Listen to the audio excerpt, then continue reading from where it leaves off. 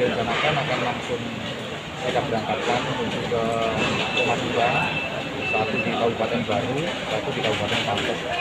Kemudian ada 2 jenazah lagi yang nanti rencana akan diterima di sini, disemayamkan di sini untuk transit karena jadwal penerbangan lanjutnya baru bisa dilaksanakan, yaitu jenazah Letnan Firman dan Sersan 2 Ambrosius, masing-masing tujuan ke Bima dan Kalimantan.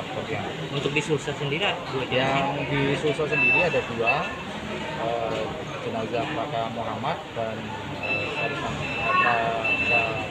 Ansari itu dari Kabupaten Baru dan Kabupaten Pangkep. Rencana langsung sudah kita siapkan ambulan, langsung setelah kita terima langsung kita berangkatkan ke 53. Pak, ini jenazah ini mereka dari satu mereka 4-4-nya dari satuan yang berbeda.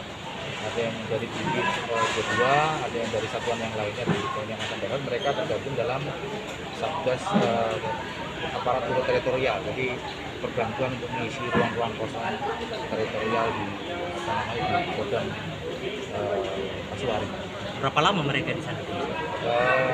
Tidak tentu ya, tapi umumnya secara regulernya biasanya 1 tahun.